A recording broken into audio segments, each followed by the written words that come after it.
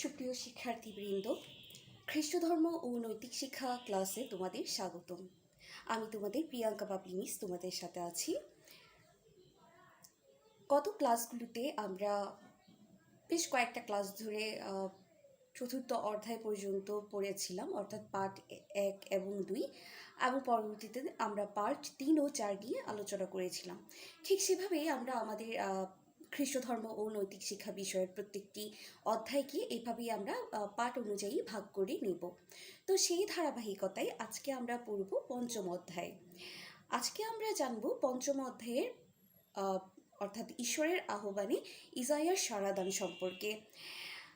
এই অধ্যায়ের আজকে আমরা আলোচনা করব স্পেসিফিক্যালি পার্ট 1 এবং পার্ট 2 নিয়ে। ঠিক আছে? তো আমি আশা করব যে তোমাদের সাথে তোমাদের বইটি আছে, অর্থাৎ যেটি তোমাদের টেক্সট বুক খ্রিস্ট ধর্ম ও নৈতিক শিক্ষা বিষয়ে।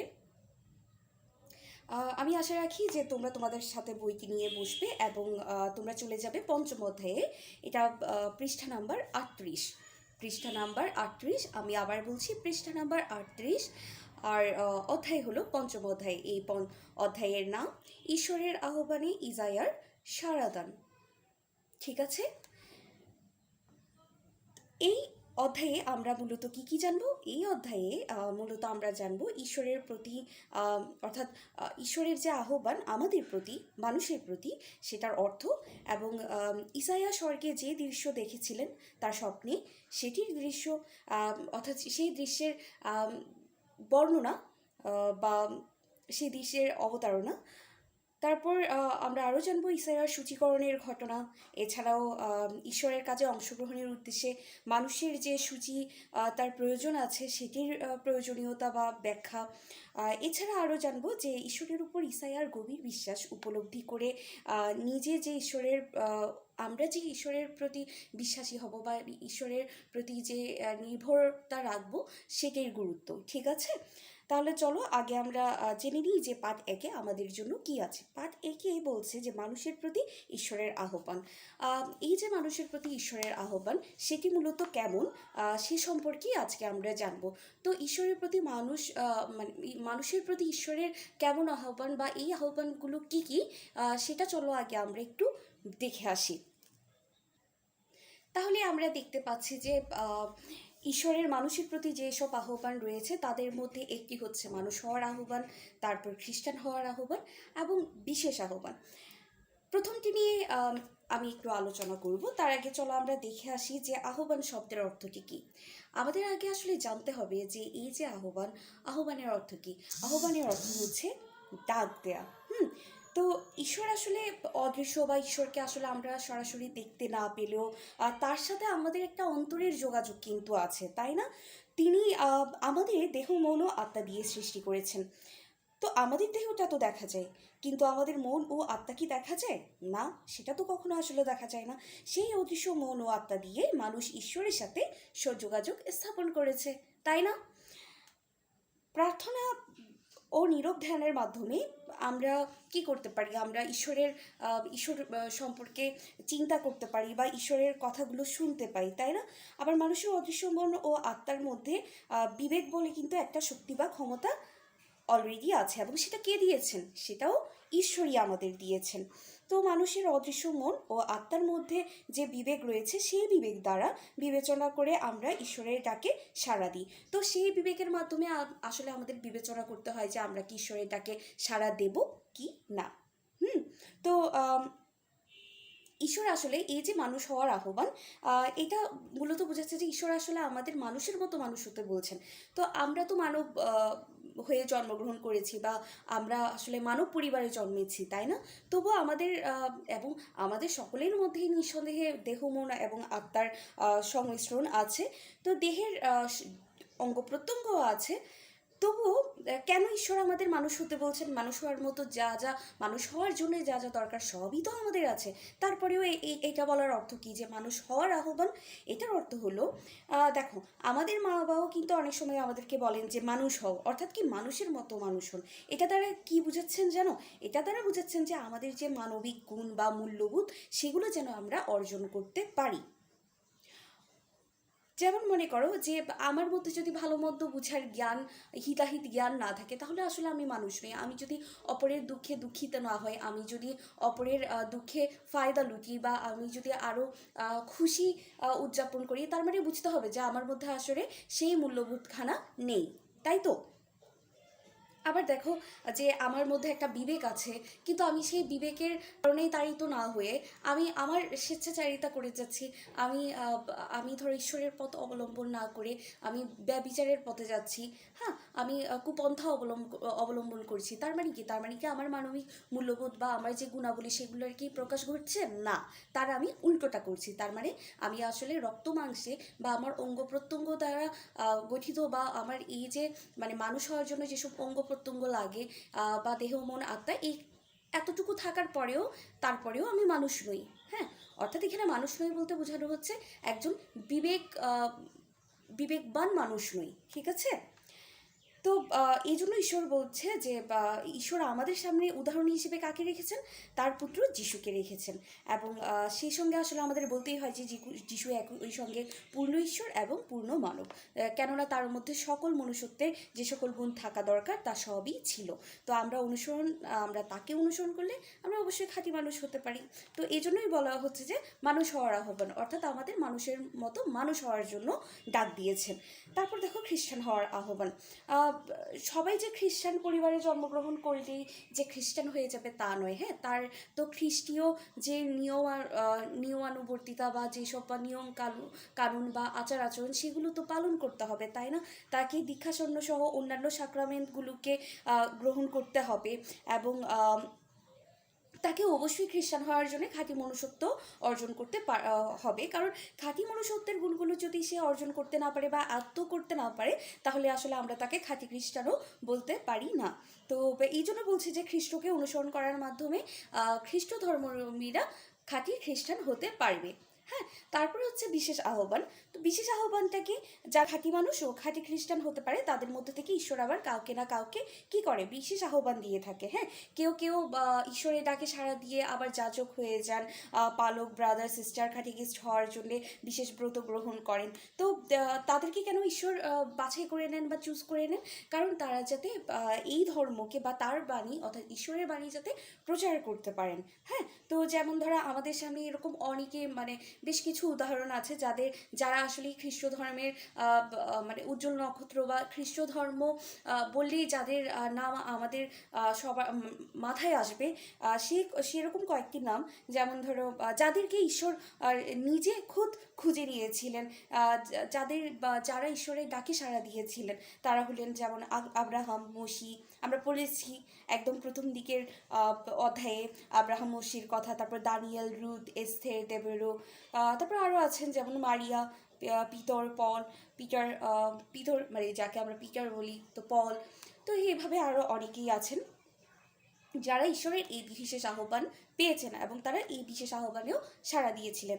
তাহলে এই বিশেষ আহ্বানগুলোর ব্যাপারে তো আমাদের কিছু এক জিনিস মনে রাখা দরকার, তাই না? এগুলো হচ্ছে কি? এগুলো এই বিষয়গুলো হচ্ছে, প্রথমত বিশেষ আহ্বান কিন্তু সবার কাছ থেকে আসবে না, সেগুলো আসে ঈশ্বরের দ্বারা, তাই না? ঈশ্বরের কাছ থেকে, এটা অবশ্যই গৌরবজনক। দ্বিতীয় হচ্ছে, এটার উদ্দেশ্য হচ্ছে ঈশ্বরই আহ্বান করেন এবং তিনি এই কাজ দিয়ে আহত ব্যক্তিকে পাঠান। আহত ব্যক্তিদের মনে রাখতে হবে যে ঈশ্বর তাদের ডেকেছেন ঈশ্বরের ও মানুষের সেবা করার জন্য এবং সেবা পাওয়ার জন্য। যারা বিশেষ আহ্বান পায় তারা আসলে অনেক বাধার সম্মুখীন হয়, অনেক সমালোচনা, অপবাদ তাদেরকে সহ্য করতে হয়। তাদেরকে অনেক ত্যাগ স্বীকারও করতে হয়।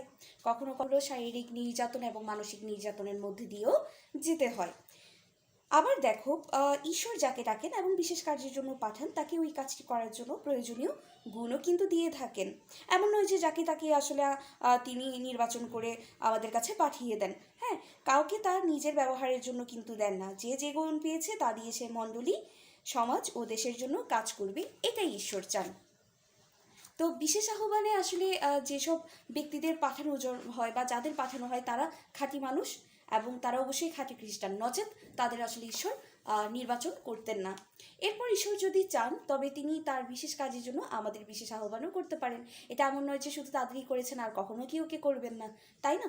তো প্রার্থনা, ধ্যান, বিভিন্ন ঘটনা, ঈশ্বরের বাণী ও বিভিন্ন আধ্যাত্মিক বই পড়া, বিভিন্ন আদর্শ ব্যক্তিদের জীবন ও পরামর্শ আমাদের এই বিষয়ে সহায়তা করতে পারে।